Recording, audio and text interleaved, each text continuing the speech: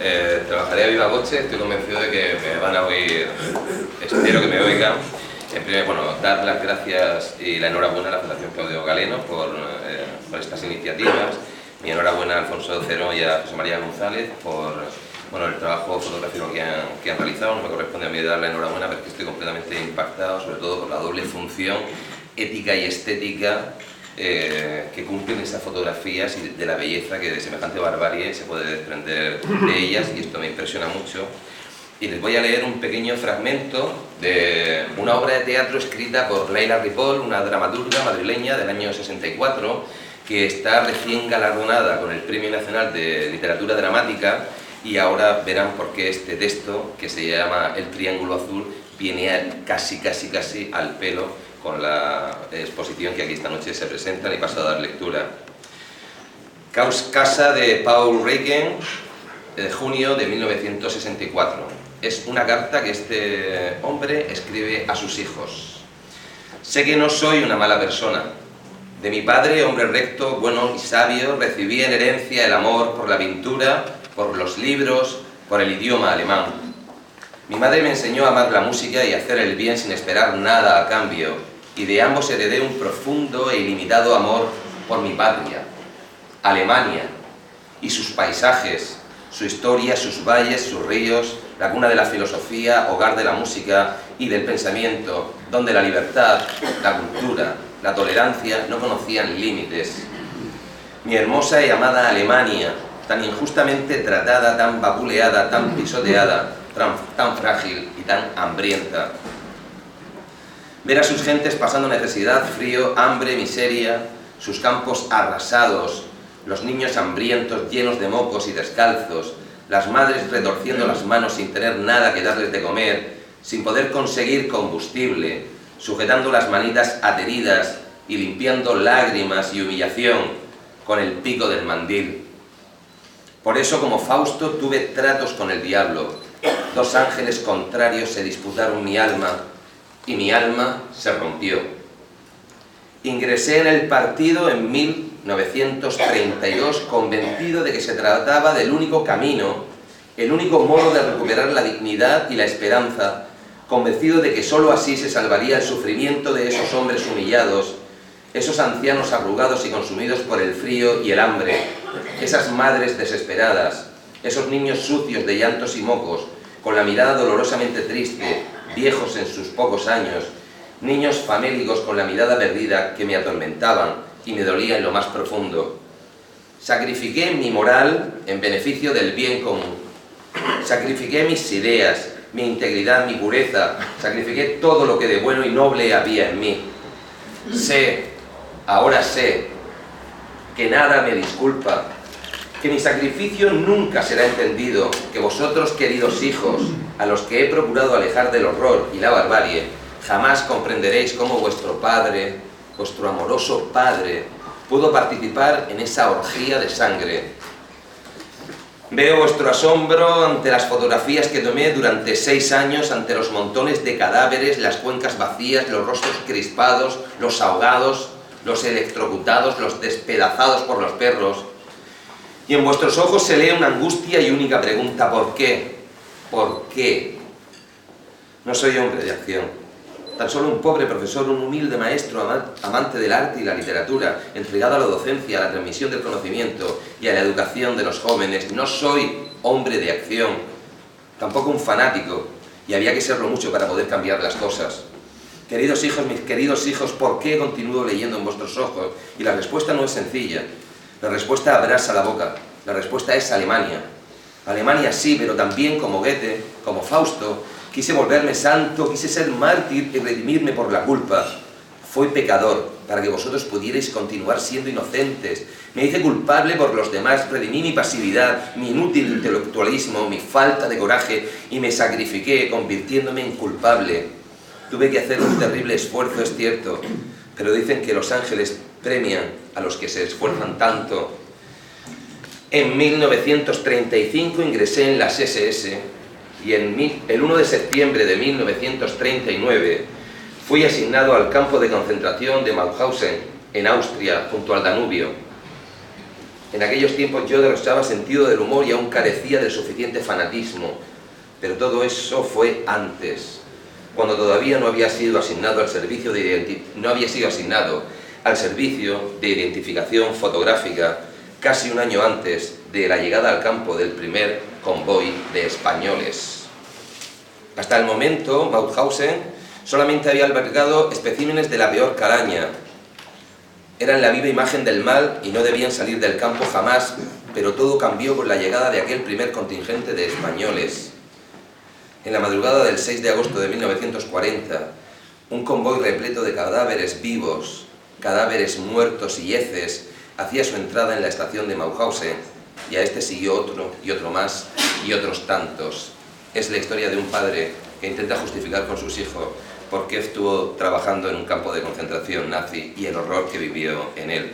Se siente culpable y convencido de que lo hacía por Alemania, pero sabe que no hay disculpa para semejante atrocidad. Solamente era eso. Muchísimas gracias.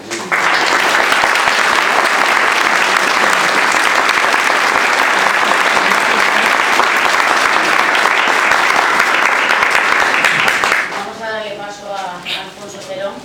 Bueno, buenas noches, gracias por haber aquí tanta gente.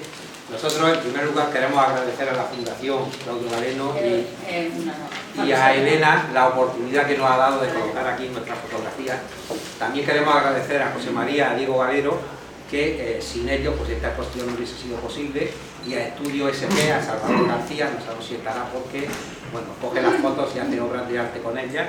Por lo tanto, gracias a los tres. Hoy día todo el mundo sabe que el Holocausto pues, ha sido un tema que muy tratado en todos los ámbitos de la cultura. Entonces, ¿por qué una exposición sobre este tema? Pues varios motivos. En primer lugar, los dos, en épocas diferentes, hemos estado allí y nos causó un gran impacto emocional las visitas. Y queríamos transmitirlo a través de las fotografías. Además, se cumplen 70 años, el aniversario de la liberación de los campos en general, de Auschwitz, es otro motivo.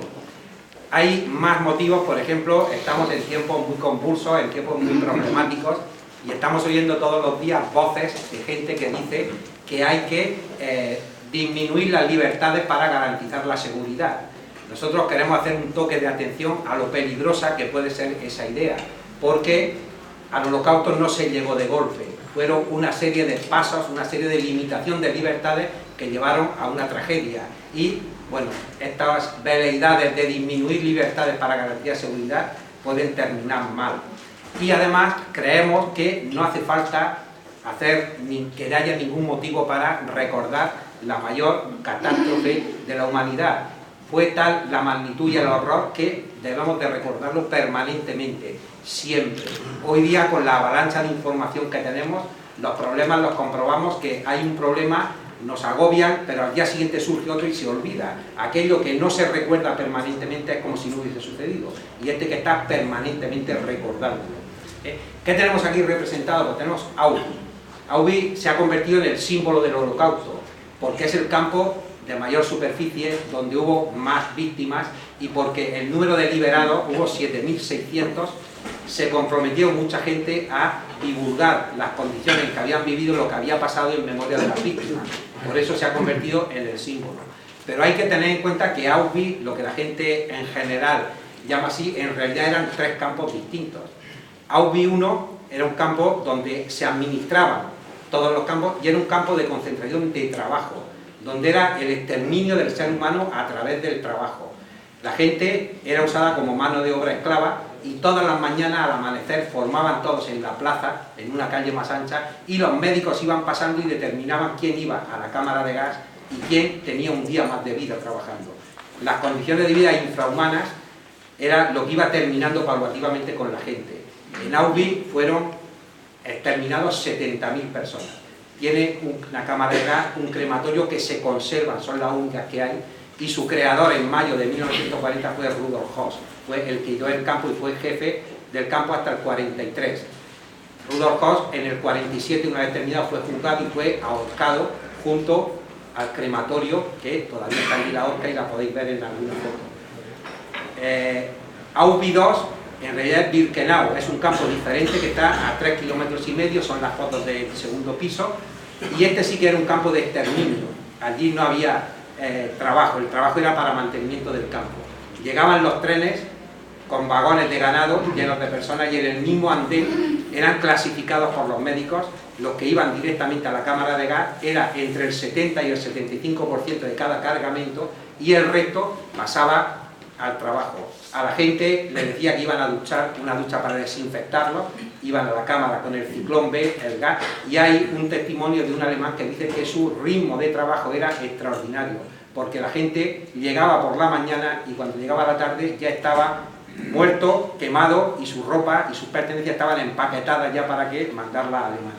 En Birkenau murieron 1.100.000 personas, judíos principalmente, pero polacos, gitanos, gente, homosexuales, soviéticos, de todo tipo. Y luego está Auschwitz III, o Auschwitz, que no se visita. Bueno, perdón, en Birkenau había 3 cámaras de gas, 3 crematorios y 2 más pequeños que los nazis intentaron borrar su huella y las volaron. Están tal como las dejaron, pero no se conservan. Y Auschwitz III es un campo que era un conjunto de 49 subcampos y eran campos de trabajo, todos vinculados a una gran planta de la empresa EGB Farben, y esta gran planta producía combustible líquido y goma sintética y era mano de obra esclava para la industria militar principalmente. Los campos son diferentes, se visitan los 2 primeros y fueron declarados en el 79 Patrimonio de la Humanidad. Decir, por ejemplo, que de los 6.700, como ha leído, vigilantes que hubo en los campos, solo fueron juzgados 750 y nunca fueron bombardeados, solo la planta industrial se bombardeó en el 44 y que los aliados tenían información para haber bombardeado los campos a principios del 44. ¿Por qué no se bombardearon los campos de concentración? Bueno, pues ese es uno de los temas conflictivos que quien quiera puede leer, y desde el 79 es Patrimonio de la Humanidad y se ha convertido en Museo del Estado. Y aquí paso a José María, que va a hablar sobre el sentido que tiene o lo que queremos transmitir con esta exposición. Bueno, yo quiero dar las gracias otra vez a todos los que habéis venido a acompañarnos en estos momentos, y después de lo que han dicho los dos, pues yo no voy a añadir mucho más, pero sí me gustaría hacer un par de comentarios sobre las fotos. Entonces, si me vais a permitir que os lea un texto que había escrito yo aquí, cortico. Dice: las fotos que hay en esta sala en la que nos encontramos son de José María González. Podría haberlas hecho esta mañana o un día de agosto de este verano, o sea, son de ahora. Mis fotos son como pinceladas de lo que hoy sucede en Auschwitz. Son las fotos de la cultura, la barbarie hecha cultura, donde cientos de turistas pasamos para ver estos lugares convertidos en un museo. Aún así, sorprende observar cómo los visitantes no se muestran indiferentes ante lo que ven y caminan entre los pabellones con actitud respetuosa. Es curioso, pero es así. Aunque siempre hay alguien que le pide a su pareja que le haga una foto en el muro de la ejecución. Bueno, en el fondo no deja de ser un disparo, o varios. Si suben las escaleras hasta la primera y segunda planta, cosa que les recomiendo, atravesarán una puerta interesante. Son las fotos de Alfonso Cerón. Podría haberlo hecho esta mañana o este verano o un día de 1946, poco después de que liberaran los campos. Son de ahora, pero estas pertenecen a la barbarie. Alfonso Cerón, con cabeza de investigador y manos de arqueólogo, intenta encontrar en los detalles la clave de cómo pudo suceder aquello. El profundo silencio que destilan sus fotografías invitan a pasar de puntillas haciéndose las preguntas. Es un trabajo difícil, realizado en unas horas en una visita programada, con guía incorporado, con lo que ello supone. Él me confesaba el otro día, por aquello de la mirada de cada uno tan distinta, a mí me estorbaban los cristales y la gente. Alfonso y yo, en este tiempo líquido en el que vivimos, donde nada tiene consistencia, la foto todavía menos, son de usar y tirar, sin desdeñar otras opciones, reivindicamos la forma clásica de exponer. Fotos en papel, colgadas en una pared, donde se produzca la conexión necesaria y la complicidad entre la imagen y el espectador. En esta ocasión esperamos haberlo conseguido. Muchas gracias.